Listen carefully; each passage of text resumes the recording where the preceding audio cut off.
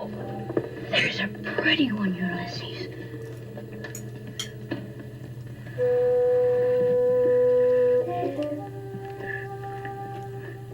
There it is. Hello BookTuber, I'm Sean the Book Maniac. Welcome back to my channel. Here I am with my TBR for the just announced hottest readathon happening in December. This is Bob the Booker's readathon called Indiecember. Did you get it? Indie pressed. Not indie pressed. Indie press in December. So Bob is inviting us all to read independent press books and small press books in the month of December. And I would like Bob to weigh in. What would be the percentage of overlap between those two terms? Are not all indie presses also small presses? I wonder. I need someone to do a deep dive on that. And Bob, I'm looking at you. This readathon dovetails fabulously with what I was kind of loosey-goosey way planning to read, which is short books. And then I've kind of prioritized the stack of books I have that are published by indie presses and small presses, and you know, some of the top priorities are not so small. So I'm going to need some help here. This is a pile of possibilities, a la cousin of always doing. I don't really have a grip, and I don't want any comments saying that Sean the Book Maniac never has a grip.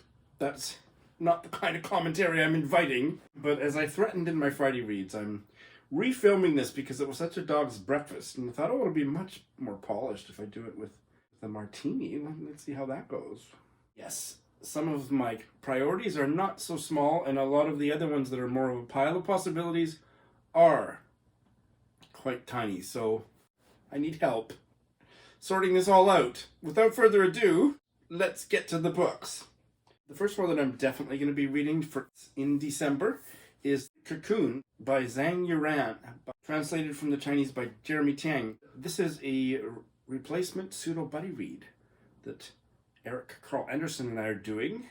We bailed on a novel from India called All About Mr. H. Hatter by G.B. Dasani, which was awful. By the way, is NYRB Books considered an indie press or in small press?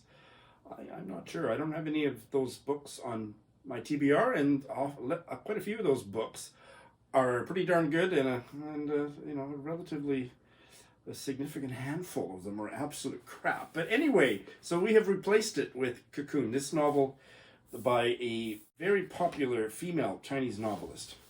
And I believe this is, well, it's set in the 80s, but I think part of the story goes back to the Cultural Revolution.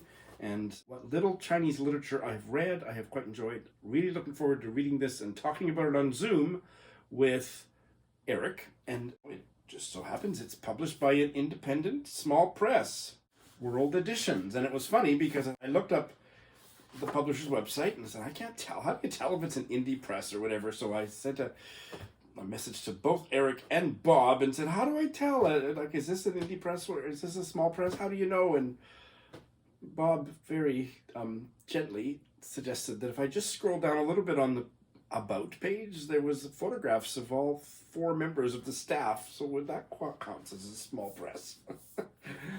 Looking forward to getting into this.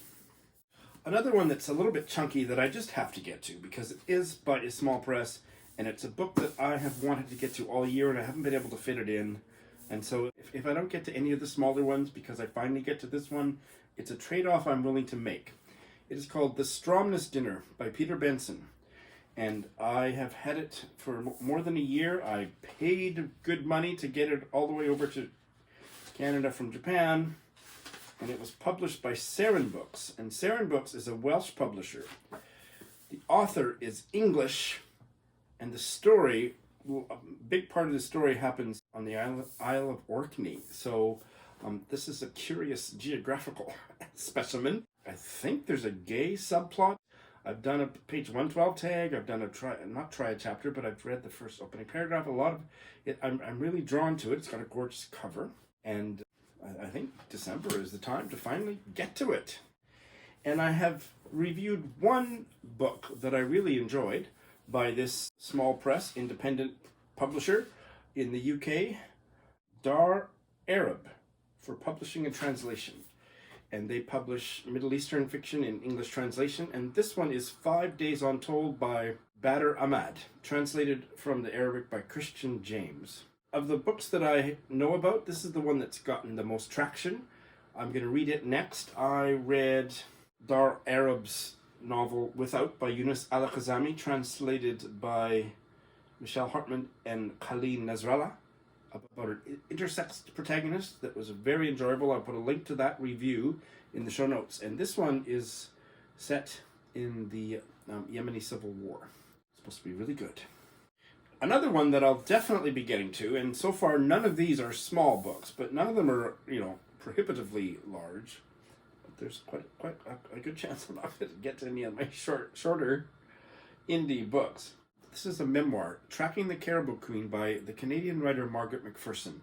And this is a memoir of her childhood, growing up in Yellowknife in northern Canada in the 60s and 70s, and growing up amidst Indigenous people in that city, and the white privilege that she enjoyed and the racist attitudes that she grew up with, that were all around her, and coming to terms with that in this era of reconciliation. I was at a book launch for this in Saskatoon in recent weeks. I have already tentatively scheduled a Zoom chat with the author, and this will be one of the first books I start reading in December, and it is published by New West Press, which is in Edmonton, Alberta, Canada. So this will also be part of Indiecember. All right, so we got 4 so far. So I've actually decided to jettison one. I wanted to also do this one, put out by Galley Bigger Press, but I wanted to do it as an audio text combo, and I haven't been able to find an audio. I previewed the audio, but I don't think I can get it in Canada. Can anyone help me? But it's another fairly chunky book. It's the one that was on the Booker long list, the lesbian one, After Sappho by Selby, Wynn, Schwartz. And it's experimental and lesbian. I'm not so into the experimental, but I'm definitely into lesbians. Definitely into books about lesbians. I want to do it as an audio text combo. I've got 4 chunky books on my TBR. This is probably going to be a holdover for 2023, but, pile of possibilities. All right, I think the rest of them are quite short, with 1 or 2 exceptions. If I only get to one shorty for Indiecember, it will be this one, because it's so gay and so homoerotic. The Harness Room by L.P. Hartley. Did you know L.P. Hartley was a big homo? I didn't until I heard about this book. He's most famous for The Go-Between, a novel I studied in university back in the day. And this is his gayest novel, the one where he almost comes out. It's about when was it originally published? He died in 1972. This was his last novel, 1971. This is L.P. Hartley's Maurice, basically. It's about I don't know what the setting is. It has a feel of earlier 20th century British setting. A father is quite perturbed that his 17-year-old son, Fergus, is too soft, too feminine. He enlists the aid of his manly chauffeur to toughen up his boy, Fergus, by giving him boxing lessons. Where? In the harness room. Plot ensues. It's only 135 pages. I will definitely be getting to this by hook or by crook for Indiecember. Oh, and it's published by Valancourt Books. And they have published 1 or 2 others by him. The rest of them are definitely pile of possibilities. I am going to try. Basically, I'm so excited about Indiecember that I will carry over a whole pile of books that I've been reading, some of them since January 2022, some of them since May, whatever, that I'm just going to kind of ignore them to at least get to these in December. And some of these quite possibly will be carried over into 2023, because this year I have given up the silly tradition of trying to finish everything on my TBR to start New Year's Day fresh. That is ridiculous. I'm not doing it anymore. I'm a glutton for readathons. But here are, much more briefly, I hope, also on my pile of possibilities. Here is a really intriguing kind of historical novel, I think, Siphonophore by Jamie Batchen, and it is published by Valley Press. This was put onto my radar by Mark Nash. Mark Nash's tastes and mine do not often overlap. I was curious enough about this to get a copy.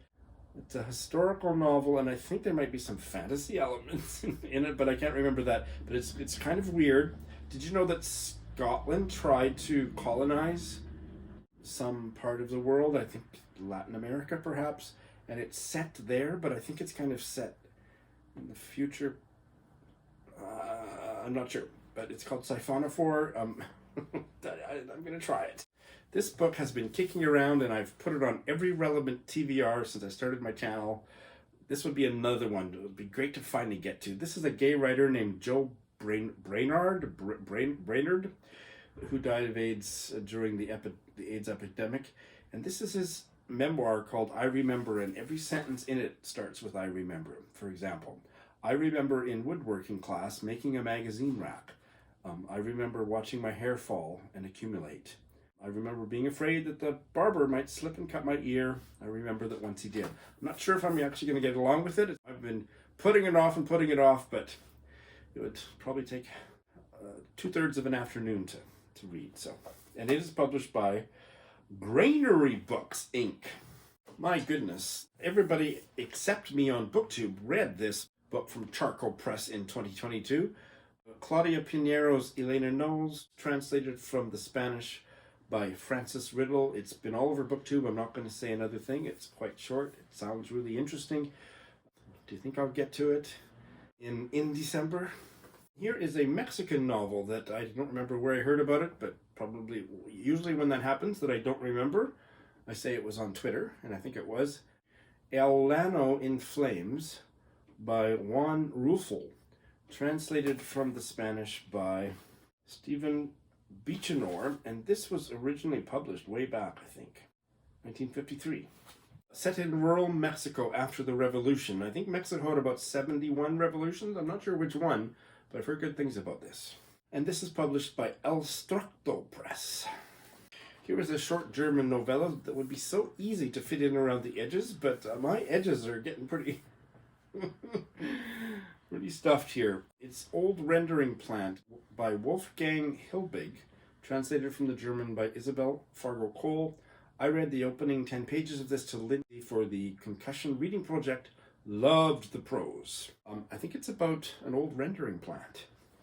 It's really good writing though. And it's published by Two Lines Press. What's left, people, is on the remote pile of possibilities. The pile that I'm going to keep over in the corner, even though I'm dying to get to all these almost as much as everything else I've talked about so far. This is a reprint that just came out earlier this year. Latchkey Ladies by Marjorie Grant, reissued by Handheld Press, and it was originally published in about 1921, I think. I believe it, 1921, and republished finally in 2022. Marjorie Grant is a Canadian writer, and the story is set in the UK, I believe, and it's about working women. What else do you need to know? Latchkey Ladies. One of my favorite independent publishers is Seagull Books. They publish, hands down, the most aesthetically pleasing books in the world. And here is one from Slovakia. Boat Number 5 by Monika Kopanakova, translated from the Slovakian by Janet Livingston. Gorgeous hardcover. And I just got it about halfway through Women in Translation Month this year. Be nice to get to it even before Women in Translation Month next year. This is a very slim work of fiction, but I think it's quite autobiographical. It's a gorgeous cover, despite the ugly library sticker. It's called Finding Lost by Nancy Lafleur, and I got this out of the library about 2 weeks before Skoden 2022, the Indigenous Readathon. Thought I might squeeze it in just before November 1st, didn't. And I still have it. I've just renewed it. I'd like to read it. And it is about an Indigenous woman's story of healing. The author is a Woodland Cree from Saskatchewan. I've also had this out from the University Library for several weeks, just renewed it the other day. And this is one that was this is a short story collection that was on the Giller list this year. I think it even made it to the short list. Lesser Known Monsters of the 21st Century by Kim Fu. Lindy loved it. I'm pretty sure I'm remembering that correctly. She's a Canadian writer who lives in Seattle. These stories are supposed to be a little wacky. I'm not sure if I'll get on with them, but I should at least try them before I take it back to the library, don't you think? Similarly, I grabbed this off the shelf at the University of Saskatchewan Library because I recognized the Virago spine, and it's called Music Upstairs by Sheena McKay. Sheena McKay is a Scottish writer, and I'm really into Scottish fiction, and I haven't read any this year. So this would be a good one. It was originally published in the 60s, reissued by Virago in 1989, and that's all I need to know about it in short. Here's one I did a bite-sized book chat about with Mikiko. Voting Day by Claire O'D, and it's part of Fairlight Moderns, Fairlight Books in the UK. I've read one book from Fairlight Books that was absolute crap. I'm hoping for better results this time. Mikiko totally sold me on it. It is set on the referendum day in 1957 in Switzerland. What was the topic of the referendum, you ask? Whether women should get the vote. Who could vote in the referendum? Men only. What was the result of the referendum? Yeah, you're right. So it's set on that day, and it's through the perspective of about 4 different Swiss women. Sounds incredibly powerful. And finally, although I have about 70 other books that would qualify for this on ebook, but we're not going to get into that. This is one from Archipelago Books, another great indie publisher. I'm not sure about the shape of their books, but that's really neither here nor there. If You Kept a Record of Sins by Andrea Bajani, translated from the Italian by Elizabeth Harris. An Italian writer. The stories, most of the story is set in Romania. That's all I remember about it. I watched the Zoom book launch of this with the author. That was back in 2020, if I'm not mistaken. I bought the book after that and have had it on my shelf ever since. In December might be the occasion in which Sean the Book Maniac finally gets to it. Maybe the thing to do is just to extend In December into in January. I'm feeling overwhelmed. Help me out. Help me prioritize. But mainly, I think you should join in all the fun for Indie December as well. Thanks for watching.